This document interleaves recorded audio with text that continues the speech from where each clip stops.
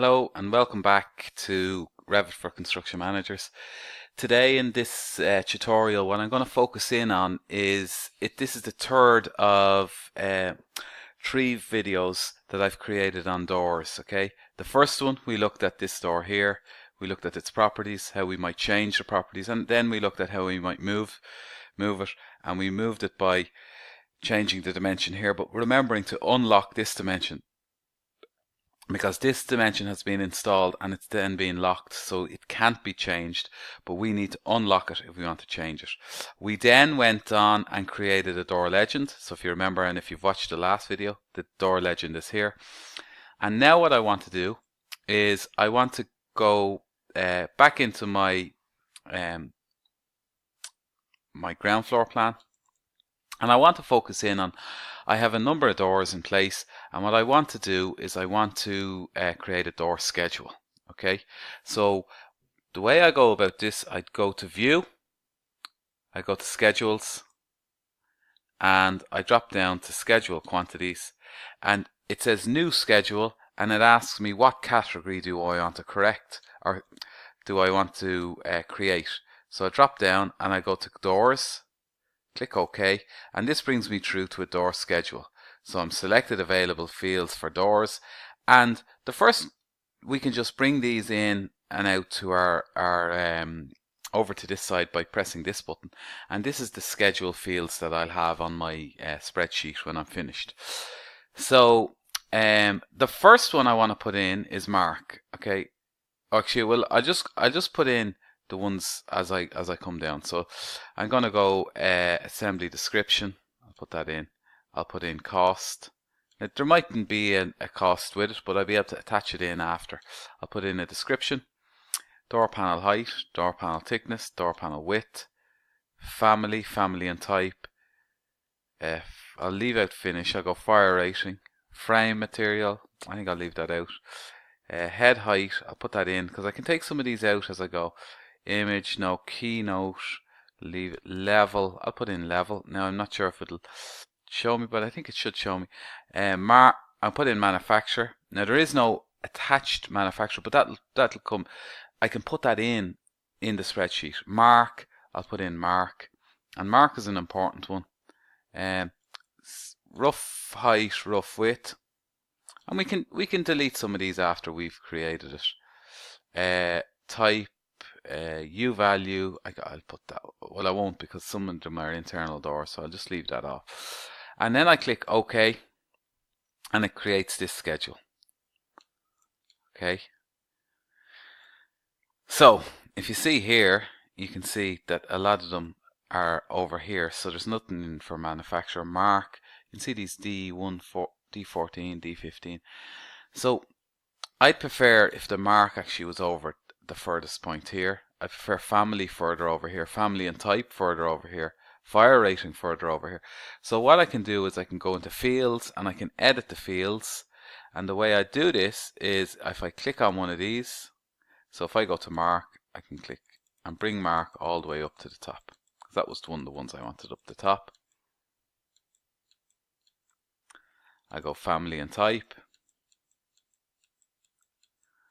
And I think family and type, if I have family and type in, I don't necessarily need family, so I'm going to take that out and put it in there. Door panel height, door panel width, I'll put in there. Door panel thickness, I'll put that in next.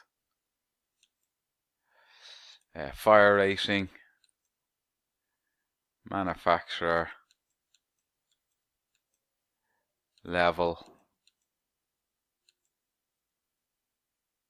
and I'll click OK and see how. Now it's starting to take a bit more, and you can see here that there's no actual thickness on these. So I'm going to go. So again, there's nothing in here, so I might edit these. So that's door, and I'll just take them out. And what I'll do is I'm going to bring these further up, head height further up, and rough height and rough width, and click OK, And you can see here, now the spreadsheet's starting to make a bit more sense. Now what I want to do is I want to click in on manufacturer. So if I put in, say, something like Munster Joinery, you can see there, it asks me, okay, so I can put in MUNSTERJOINERY. So let's say Munster Joinery is our. The change will be applied to elements of the type door width. Okay, that's okay. So it's Munster Joinery then goes in on all those doors. Okay, and if let's say Munster Joinery is on all our doors, then I can click on these, and as I go down, it's just a drop down,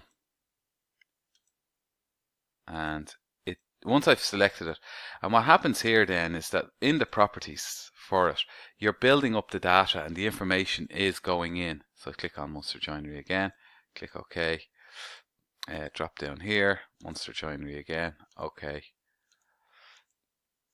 Munster Joinery again, OK, and so on. So you've got fire door 30, so some of them are fire rated, some of them are not rated, so that you could end up saying, okay, well, what about that? We might have to do something about that.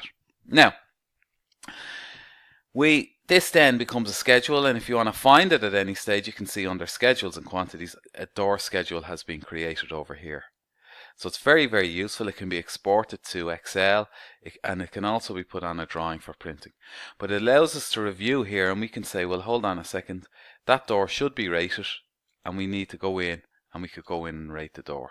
So it means that if the order was going in, then they can take we're taking the schedule from this, and the drawing, the door that's in there will then have the properties that we require it to have. Okay, so if we just go back then to our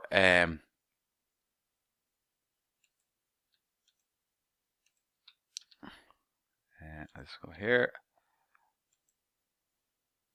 Okay, so I'm now going to go back to my ground floor plan, and you can see I have these doors here. Now in my schedule, you'll remember that we had these marks here, D15, D16.